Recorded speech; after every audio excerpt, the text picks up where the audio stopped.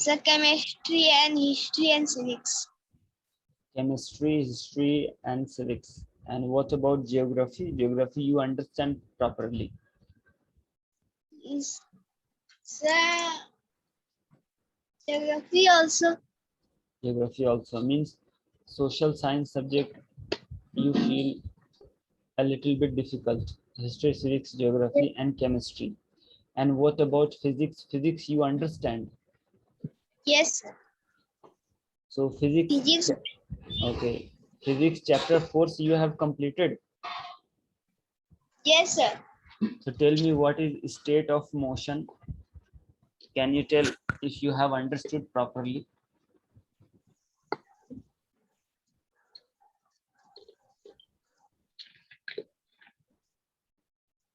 देखो यही होता है, अगर जिस चीज को तुम समझ गए हो अच्छी तरह से तो उसका तो जवाब तुरंत देना चाहिए, सोचना नहीं चाहिए।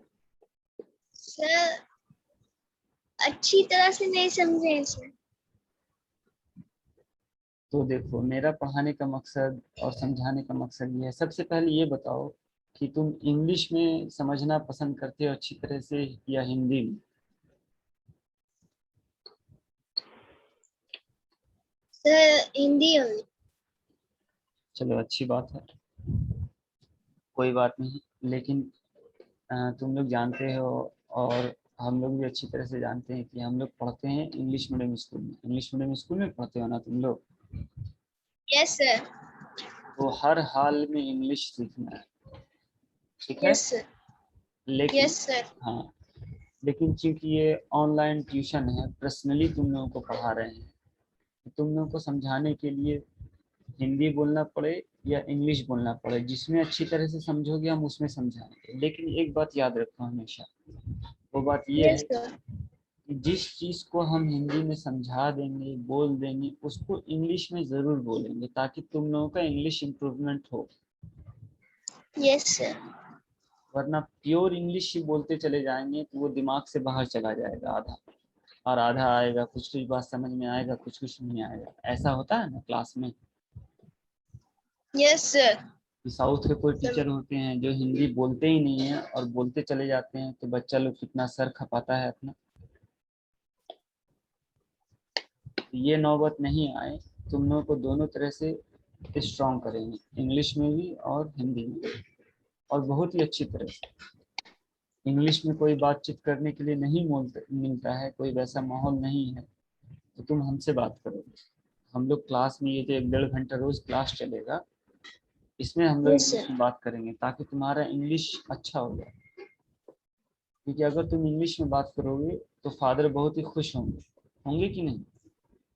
Yes sir. यस और सर। घर में मम्मी पापा भी खुश होंगे, चलो मेरा बेटा इंग्लिश बोल रहा है इंग्लिश मीडियम स्कूल में पढ़ने के बाद। वरना इंग्लिश मीडियम स्कूल में पढ़ने के बाद अगर तुमको इंग्लिश नहीं आता है तो ये बहुत ही शर्म की बात है कि नहीं? Yes sir.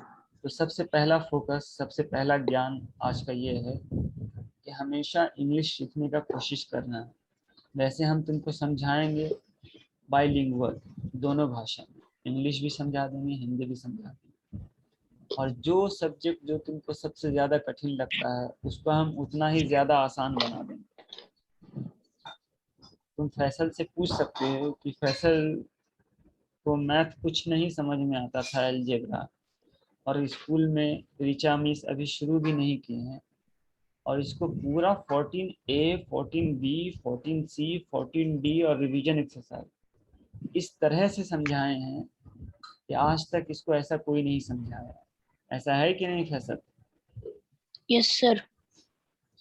इसके सारे क्लास का वीडियो 14A से लेकर करके रिवीजन एक्सरसाइज तक का तुमको सेंड कर सकते हैं, लेकिन उसमें 2-2 3-3 घंटे का वीडियो है, 2-2 घंटे का, उसमें 20-20 मिनट, आधा घंटा तो इसको डांटने में ही निकल गया है और उठक बैठक कराने में। तो वो सब वीडियो सेंड नहीं करेंगे, उससे तुम बोर हो जाओगे। तुमको फिर से 14 एक्सरसाइज अलजेब्रा अच्छी तरह से पढ़ा देंगे, समझा देंगे। क्योंकि तुम जो भी चीज़ बोलते हो कि हम समझ गए, पढ़ लिए, ख़त्म कर लिए, फिर उससे कुछ क्वेश्चन पूछते तो बता नहीं पाते, तो ये फिर मुझे विश्वास नहीं होता। जैसे अभी फिजिक्स बोले कि चैप्टर 4 पढ़ चुके हैं और उसमें से एक क्वेश्चन पूछे तो तुम बता नहीं सके। अच्छा दूसरा क्वेश्चन बताओगे तो Om Kumar, what is contact force और what is non contact force? ये फिजिक्स का क्वेश्चन है, हाल फिलहाल में हम फैसल को पढ़ाए हैं, तो ये मेरे माइंड में तो हम तुमसे पूछ रहे हैं। बोलो, अपने याद से बोलो, बुक पलट कर मत बताओ। हम इस तरह से समझाएं कि बुक देखने का जरूरत ही नहीं पड़ेगा, कोई भी इसको कुछ भी अपने से आंसर बता देगा, इस तरह से समझना।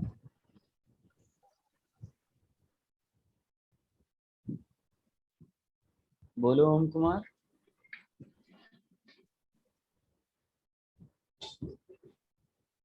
अच्छा अब ये बताओ कि कांटेक्ट फोर्स का कुछ एग्जांपल दे दो।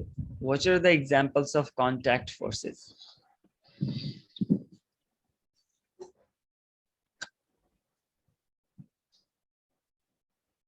ओम कुमार आवाज नहीं जा रही है।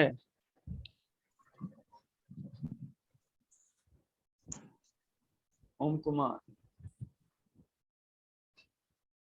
अरे कुछ पूछें तो बोला करो, चुप मत हो जाया करो।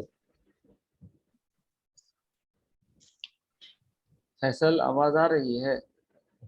सर या यस सर। ओम कुमार चुप क्यों हो गए हो? बोलो ओम कुमार।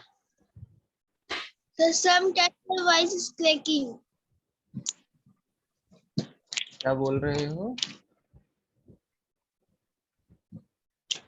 सर आपका कभी कभी आवाज नहीं आता।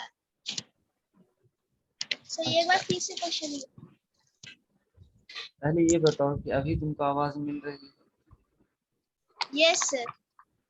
तो मुझे ये बताओ कांटेक्ट फोर्स का कुछ एग्जांपल दो। चलो 5 एग्जांपल दो कांटेक्ट फोर्स का, कि कौन कौन सा फोर्स कांटेक्ट फोर्स है। 5 एग्जांपल बताओ। देख कर नहीं, माइंड में फिक्स रखकर। जब चैप्टर फोर्स खत्म हो चुका है तुम्हारा फोर्स, बुक देखने की जरूरत नहीं, हम सिर्फ बुक ये नहीं देख। देख रहे। ठीक नहीं फिजिक्स। ठीक है, तो बताओ कांटेक्ट फोर्स क्या है, नॉन कांटेक्ट फोर्स क्या है। जब तुम पढ़ चुके हो तो बताना है। तो हम इस तरह से नहीं चाहते हैं कि तुम पढ़ो, कि बोल दिए हाँ पढ़ चुके हैं सर, खत्म हो चुका है सर, और उसके अंदर से कोई क्वेश्चन करें तो बता ही नहीं पा रहे। ऐसा कभी भी नहीं करना।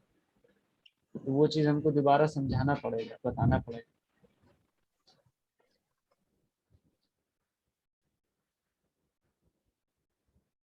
नहीं माइंड में आ रहा है कुछ भी?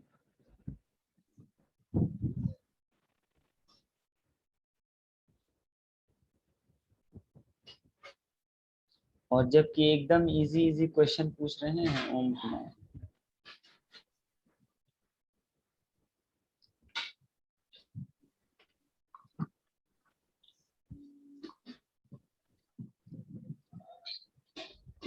अच्छा सबसे इजी बताओ,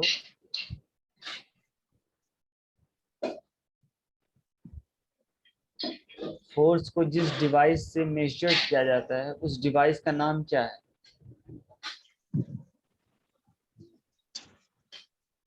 Force is measured with the help of a device. What is this device called?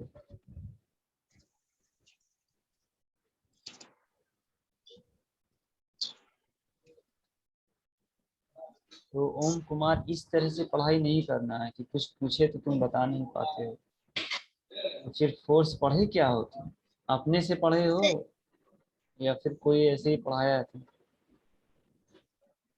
Sir inches. तो हम इस तरह का पढ़ाई नहीं चाहते हैं कि तुम बोलो कि हाँ सर हम पढ़ लिए हैं, जब पूछे तो बता नहीं पाते।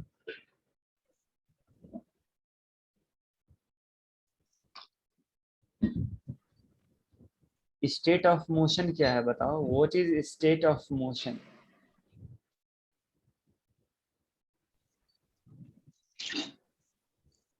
Sir I don't. हम जानते हैं, अगर तुम समझ के पढ़े होते तो फिर ये प्रॉब्लम नहीं होता। खैर छोड़ो, तो अब हम लोग आते हैं पढ़ाई पर। और और जो भी चीज़ हम पढ़ाएंगे उसका टेस्ट लेंगे, ठीक है? Yes sir. तो अब हम तुम लोगों को पढ़ाई शुरू करते हैं और उसके बाद समझाना शुरू करते हैं। तो क्योंकि आज ओम का पहला दिन है इस बेवकूफ को तो उतने दिन से पढ़ा ही रहे हैं, 15-20 दिन से, तो इसके चॉइस पर ही पढ़ाते थे। आज तुम्हारे चॉइस से पढ़ाएंगे। बोलो कौन सा सब्जेक्ट पढ़ना चाहते हो, जो सब्जेक्ट तुमको भारी लगता है, जो समझ में नहीं आया है, उसी से शुरुआत कर देंगे। सर बायोलॉजी का चैप्टर 4। बायोलॉजी का चैप्टर 4, ठीक है। बायोलॉजी का चैप्टर 4 का मेरे पास बुक जानते हो 2-3 बुक ही है। मैथ्स है, इंग्लिश 1 है और इंग्लिश 2 है, बायोलॉजी नहीं है। तो ओम कुमार बायोलॉजी का चैप्टर 4 का पहला 2 पेज सेंड करो तो व्हाट्सएप पर, अच्छे से फोटो लेकर।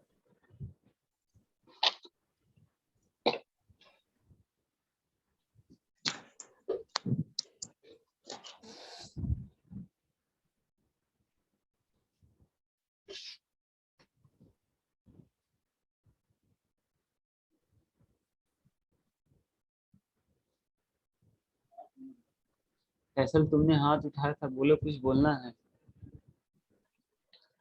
नो सर, बाय मिस्टेक हो गया था गलती से। तुम इंग्लिश रोज 5 पेज लिखते हो? Yes sir.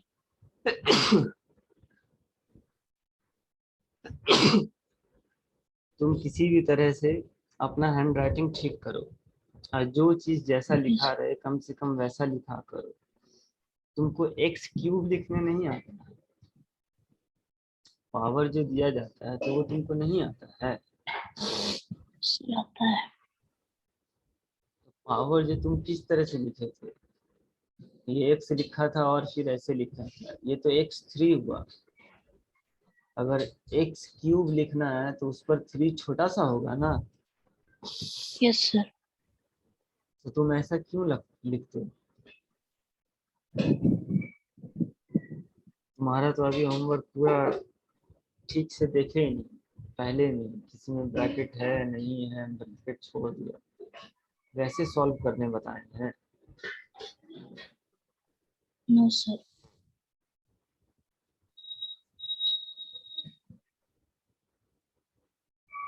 तुम थोड़ा पढ़ाई पर ध्यान दो, सीरियस रहो। तुमको कितना बार बोले कि कम से कम जैसा बुक में लिखा रहे तो वैसा लिखा करो। तुम्हारा होमवर्क अभी जब तक चेक करते हैं तब तक वो भेजता है फोटो। यहाँ x⁻³ x³ और y³, तो ये y³ भी नहीं लग रहा, x³ भी नहीं लग रहा।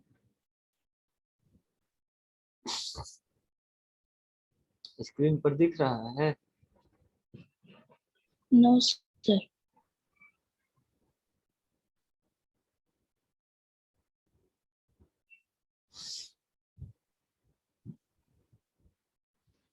अब दिख रहा है? Yes sir.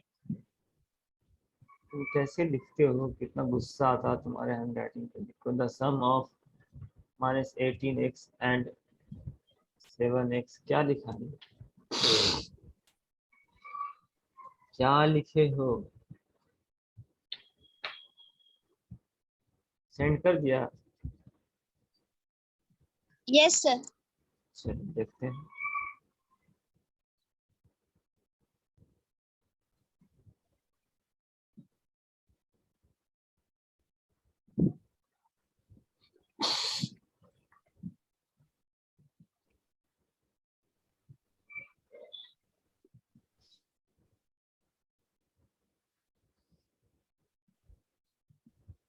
चलो तो इसको समझना शुरू करते हैं, ठीक है।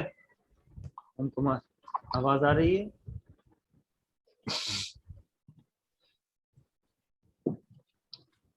आवाज आ रही है ना?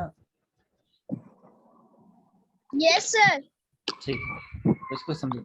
The human digestive system, the human digestive system की कॉन्सेप्ट्स। ये पेज थोड़ा सा धुंधला है, थोड़ा सा साफ वाला भेज देते तो अच्छा रहता। 1 मिनट रुक जाओ। ये फैसल के पास, फैसल का, फैसल ने कभी, फैसल को मैंने जब पढ़ाया था चैप्टर 4 से ही शुरुआत किए थे ना फैसल। Yes sir. ये फोटो तो तुमने सेंड किया है एक बार? यस सर किए।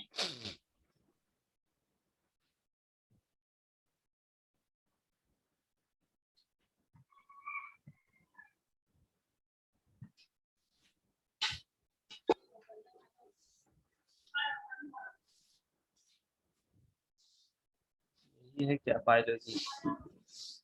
नो सर, ये तो केमिस्ट्री है।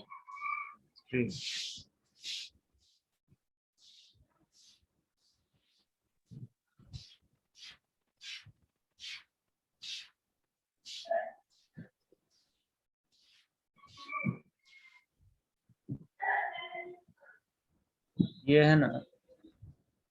Yes sir. ठीक। एज विजिबल हो रहा है अच्छी तरह से? Yes sir. ओम कुमार, वो लगता फिर से सेंड करने चला गया। ओम कुमार,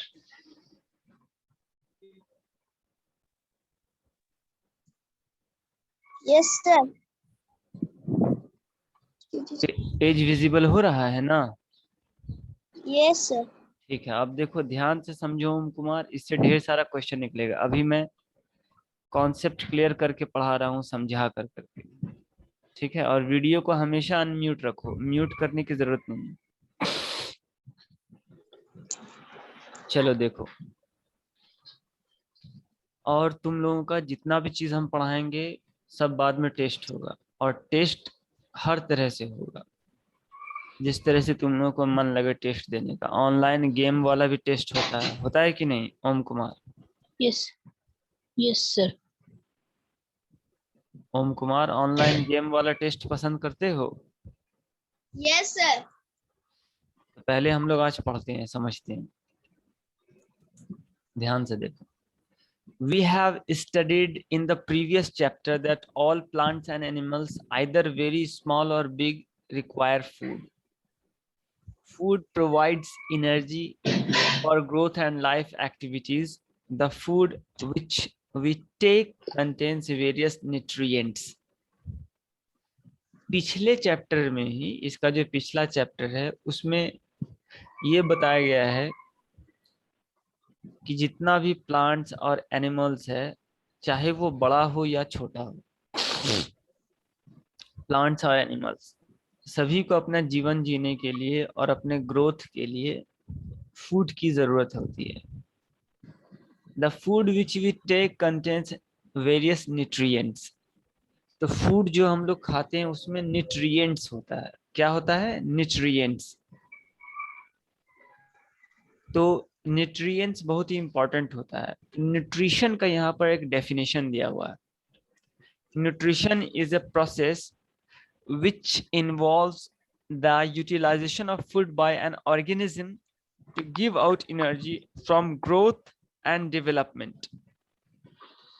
तो यहाँ पर न्यूट्रिशन का डेफिनेशन है। अगर कोई पूछ ले कि व्हाट इज न्यूट्रिशन, तो इंग्लिश में तुम यहाँ से यहाँ तक बोल सकते हो कि nutrition is a process which involves the utilization of food by an organism to give out energy for growth and development. Nutrition का मतलब ये होता है, और न्यूट्रिशन का यूटिलाइजेशन ये होता है कि कोई भी ऑर्गेनिज्म जो है, मतलब हम लोग इंसान, चाहे ऑर्गेनिज्म एनिमल हो या हम लोग हो, give out energy for growth, उससे हम लोगों को एनर्जी मिलता है, एंड डेवलपमेंट, और हमारा विकास होता है। So nutrition is a process which involves the utilization of food by an organism to give out energy for growth and development. So सबसे पहले ये जो न्यूट्रिशन का जो ये लाइन हम पढ़े 2 बार, इसको अंडरलाइन कर लो ओम कुमार, शाह फैसल दोनों। Nutrition is a process which involves the utilization of food by an organism to give out energy for growth and development. क्योंकि हम कभी भी ये क्वेश्चन पूछेंगे व्हाट इज न्यूट्रिशन, तो तुमको समझाना होगा या इंग्लिश में बोलना होगा। In this chapter we will learn about the various aspects of nutrition in human beings. तो इस चैप्टर में, हाँ बोलो। तो कॉपी में लिख सकते हैं इसको? हाँ, जितना इम्पोर्टेंट चीज है तुम लोग जिसको अंडरलाइन कराते हैं, अगर कॉपी में लिख करके एक नोट्स बनाओ तो वो तुम लोगों के फ्यूचर के लिए बहुत ही अच्छी बात है। अगर तुम लोग 7, 8, 6 क्लास तक ऐसे करते हो, और किसी भी तरह से, अगर किसी भी तरह से धोखे से या किस्मत से किसी भी तरह से कौन बनेगा करोड़पति के शो में पहुंच जाते हो, नहीं भी कौन बनेगा करोड़, नहीं भी कौन बनेगा करोड़पति का शो हो, ऐसे भी कोई क्विज शो हो, पहुंच जाते हो, तो सारा क्वेश्चन यही 5 से लेकर के 10 तक का ही पूछा जाता है, ज्यादातर क्लास 5 से लेकर के 10 तक का। तो जो बच्चे अच्छी तरह से पढ़े हुए रहते हैं, लाइन बाय लाइन समझे हुए हर चीज, उसको डेफिनेशन माइंड में सेट है, समझे हुए हैं, तो वो जीत करके आता है। तो कौन बनेगा करोड़पति में अगर पहुंच जाओगे तो कम से कम लाख, 10 लाख, 20 लाख तो जरूर जीत करके आओगे। तब उस दिन पता चलेगा कि कितना इंपॉर्टेंट था अंडरलाइन करना और उसको कॉपी में लिखना, पढ़ना। ये सब काम आने वाला है आज से 5 साल बाद, 10 साल बाद। और कोई जरूरी नहीं है कि ये 5 साल बाद, 10 साल बाद ही काम आए। ये हो सकता है 1 साल बाद ही काम आ जाए, 2 साल बाद ही। स्कूल में भी तो क्विज कंपटीशन होता है ना। Yes sir. तो स्कूल में जब क्विज कंपटीशन होता है तो उसमें भी पूछा जा सकता है। तो इसीलिए इंसान को हमेशा रेडी रहना चाहिए। तो ठीक है, न्यूट्रिशन का तुम लोग अंडर लाइन कर लिए। अब हम लोग पढ़ने जा रहे हैं। हाँ बोलो। सर क्वेश्चन है what is nutrition, what is nutrition. और क्वेश्चन 3-4 तरह से पूछा जा सकता है। What is nutrition, define nutrition, write the definition of nutrition. सबका आंसर यही होगा, ठीक है। Yes sir. चलो अब आते हैं stages of nutrition in human beings. What are the stages of nutrition in human beings. इंसान के शरीर में न्यूट्रिशन का क्या स्टेज है, मतलब ये कितने स्टेज में काम करता है। The process of nutrition in human beings involves the following steps. तो न्यूट्रिशन का जो प्रोसेस है, न्यूट्रिशन जो इंसान के शरीर में काम करता है, तो ये 4-5 स्टेज में काम करता है। 5 स्टेज में यहाँ दिया हुआ है। सबसे पहला है ingestion, digestion, absorption, assimilation, egestion. सबका स्पेलिंग के साथ याद कर लेना। स्टेजेस ऑफ न्यूट्रिशन, अगर हम पूछेंगे tell me 5 stages of nutrition, तो ये पांचों का नाम बोलना होगा तुमको। Ingestion, digestion, absorption, assimilation. Ingestion, digestion, absorption, assimilation and egestion. So these are the stages of nutrition. ये न्यूट्रिशन का स्टेज है। ये न्यूट्रिशन का क्या है, स्टेज है, ठीक है। Yes sir. अनम्यूट रखो ओम कुमार, ताकि कुछ पूछें तो यस सर नो सर बीच में बोलना है, ताकि मुझे पता लगे कि हाँ तुम concentrate.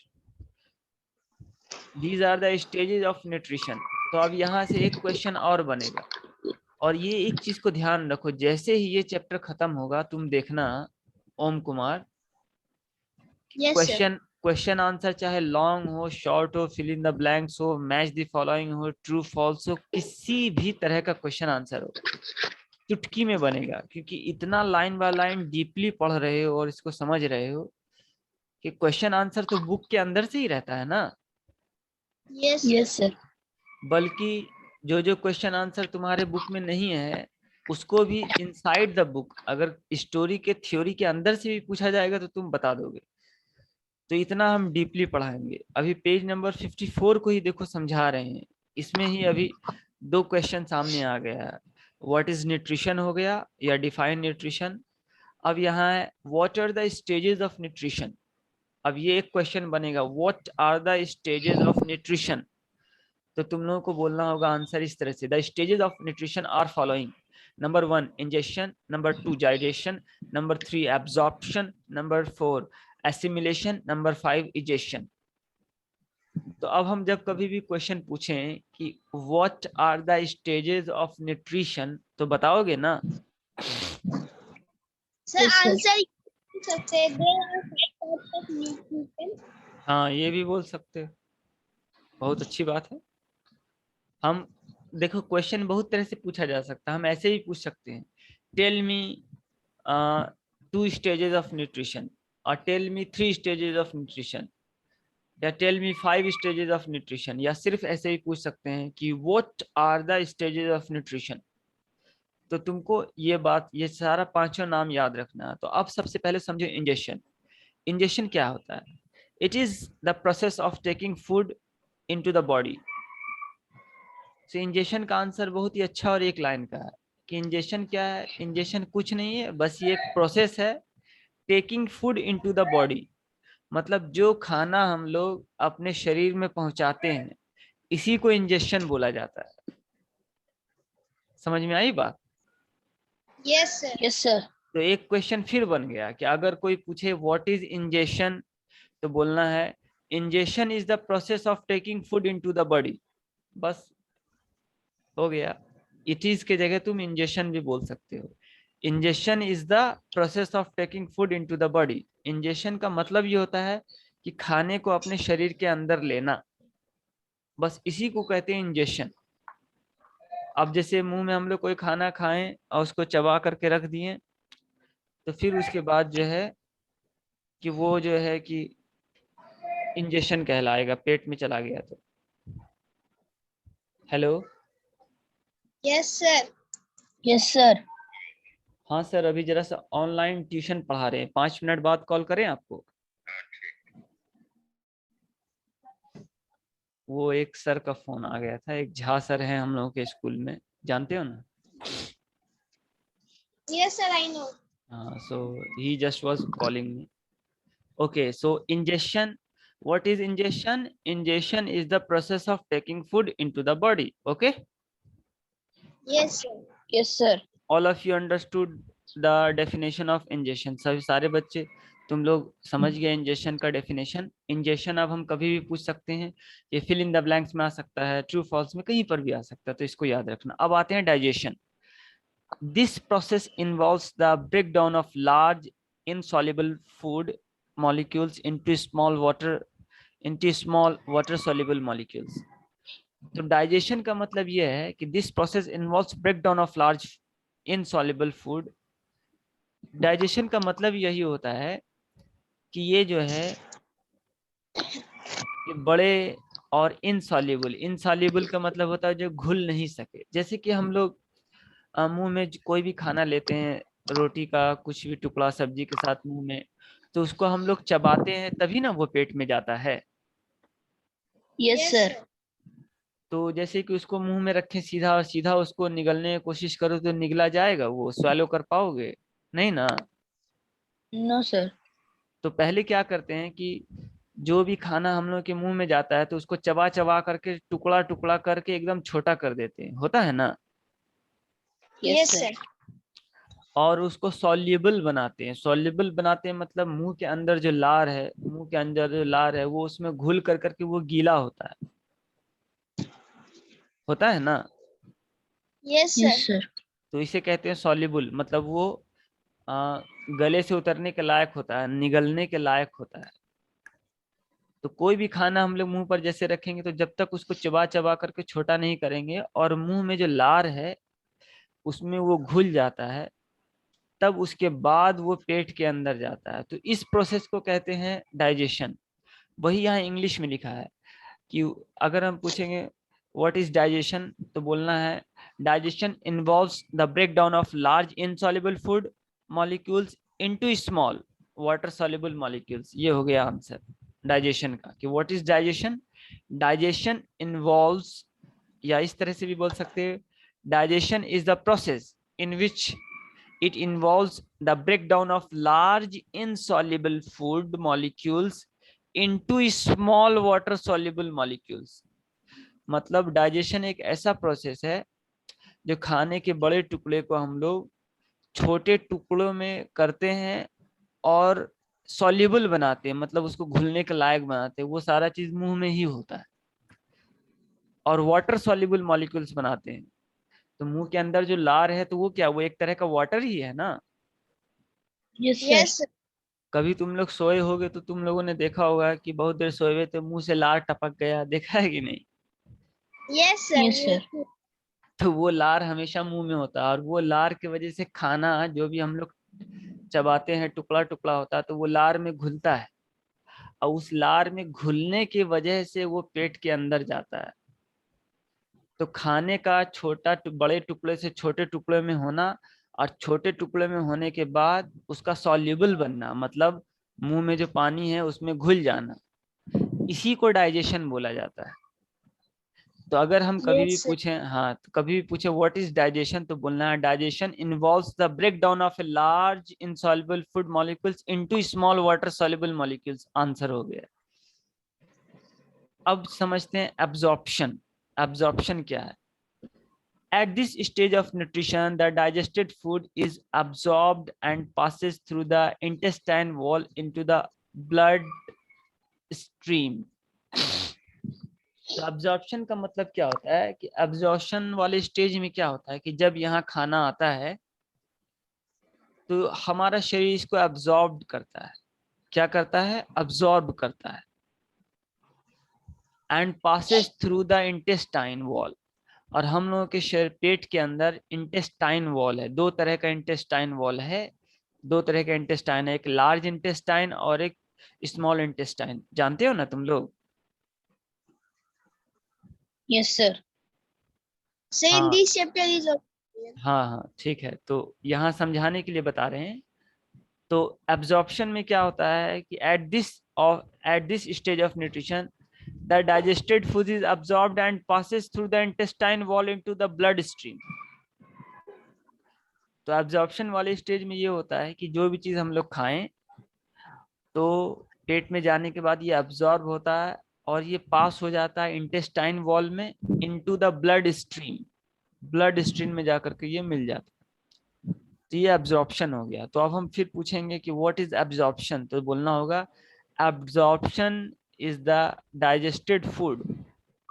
Absorption is the digested food. No, absorb in the process of absorption, the digested food is absorbed and passes through the intestine wall into the bloodstream. It is called absorption. अब समझते हैं assimilation। अब क्या समझेंगे हम लोग? assimilation। assimilation क्या है? The process of assimilation involves the utilization of the absorbed food. It is taken in by the body cells and is issued for energy growth and repair. Some part of the absorbed food is stored in the body for future use। तो अब assimilation में क्या होता है कि the process of assimilation involves the utilization of the absorbed food। assimilation में ये होता है कि जो absorbed food होता है, जो हमारा शरीर पहले से absorb कर चुका है, उसका यूटिलाइज होना शुरू हो जाता है। एब्जॉर्ब फूड का यूटिलाइज होना शुरू, एब्जॉर्ब फूड जो है उसका यूटिलाइजेशन होना जब शुरू हो जाता है उसे एसिमिलेशन कहते हैं। It is taken in by body cells, और फिर ये बॉडी का जो सेल होता है उसके द्वारा ये अंदर लिया जाता है। And is used for energy growth and repair. फिर हम लोगों को उससे एनर्जी और ग्रोथ और जो भी काम धाम करते हैं, खेलना धूपना उठना बैठना, उससे एनर्जी मिलता है। And some part of the absorbed food is stored in the body for future use. और कुछ न्यूट्रिशन स्टोर हो जाता है फ्यूचर यूज के लिए। फ्यूचर यूज के लिए मतलब मान लो जैसे कि तुम एक टाइम का खाना खा लिया है सुबह, और अगर दोपहर का खाना नहीं मिलेगा तो थोड़ा सा भूख लगेगा। लेकिन मान लो ऐसा स्थिति आ गया कि दोपहर का खाना एकदम मिला ही नहीं और फिर शाम हो गया, तो फिर देखोगे तुमको भूख ज्यादा महसूस हो रहा है। तो सुबह से लेकर करके शाम तक जो रह गए, तो वो जो नाश्ता तुमने सुबह किया था उसका कुछ एनर्जी स्टोर था जिसके वजह से तुम शाम तक रह गए। अगर सुबह खाते ही नहीं तो एनर्जी बचता ही नहीं, स्टोर ही नहीं होता, तो तुम शाम तक जो है कि नहीं रह पाते, मतलब तबीयत खराब हो जाता है, बेचैन हो जाते, बेहोश हो जाते, ये सब हो जाता। ठीक है? Yes, sir. तो एसिमिलेशन में होता क्या है कि एब्जॉर्ब्ड फूड का यूटिलाइजेशन। बस यही एक लाइन का आंसर है। अगर हम पूछें what is assimilation, so the process of assimilation involves the utilization of the absorbed food। बस यहाँ तक ही answer. The process of assimilation involves the utilization of the absorbed food. तो अब कल जब क्लास हम शुरू करेंगे तो ये इस पेज में जितना क्वेश्चन बन सकता है हम पूछेंगे दोनों से, ओम कुमार से भी और Yes, sir. फैसल से भी, ठीक है? Sir Yes, sir sir. 3 number एक बार फिर से बोलिएगा आंसर। हाँ, 3 नंबर का है कि व्हाट इज एब्जॉर्प्शन, तो इसका आंसर होगा absorption is the stage of nutrition in which the digested food is absorbed and passes through the intestine wall into the blood stream। ठीक है, और ये सारा वीडियो रिकॉर्ड हो गया है, तुम लोग फिर से सुन लेना और देख लेना, ठीक है? Yes, sir. ठीक है ओम कुमार। Yes sir. अब कल हम लोग कंटिन्यू करेंगे, आज तो बहुत सारा बात करने में टाइम बीत गया है, और उम्मीद करते हैं कि इसी पेज नंबर ये चैप्टर 4 का ही पेज नंबर ये वाला जो शुरू किए हैं, तो इसी में देखो कितना क्वेश्चन निकल गया। सबसे पहले न्यूट्रिशन का निकल गया, फिर what are the stages of nutrition वो निकल गया, फिर जितना स्टेज है अभी तक में 4 स्टेज पढ़े हैं हम लोग, इंजेशन, डाइजेशन, अब्जॉर्प्शन और एसिमिलेशन, वो सब का डेफिनेशन निकल गया। इसी में ही कितना नॉलेज हो गया, हुआ कि नहीं? Yes, yes sir. सर। इसी में ही कितना नॉलेज हो गया। और अब कल हम इसको पूछेंगे तुम दोनों से, इंग्लिश में पूछेंगे, समझाना है, और अगर हिंदी में पूछे तो भी समझाना है कि इसका मतलब क्या समझा। जैसे हम पूछेंगे कि तुम एसिमिलेशन का मतलब क्या समझते हो, एसिमिलेशन में क्या होता है, इंजेशन का मतलब क्या समझते हो, इंजेशन में क्या होता है, अब्जॉर्प्शन का मतलब क्या समझते हो, अब्जॉर्प्शन में क्या होता है। तो ये सारा वीडियो सुन लेना, एक बार समझ में आ जाएगा, और फिर उसके बाद कल रेडी रहना आंसर करने के लिए। हम पूछेंगे, आंसर जो करेगा उसी को क्लास में रखेंगे, पढ़ाएंगे, और जो आंसर नहीं करेगा वो जब तक क्लास होता रहेगा वो उठक बैठक करता रहेगा, ठीक है? तो Yes, sir. तो आज का ये तुम लोग का होमवर्क रहा है, इसको एक बार किसी रफ कॉपी में लिख लेना है और याद कर लेना है, क्वेश्चन अपने से ही बना लेना और लिख लेना। जहां कहीं भी प्रॉब्लम हो तो क्लास का वीडियो मिलेगा ही, देख लेना। ठीक है, आज के लिए इतना ही। Bye everyone. Bye sir. Bye, sir.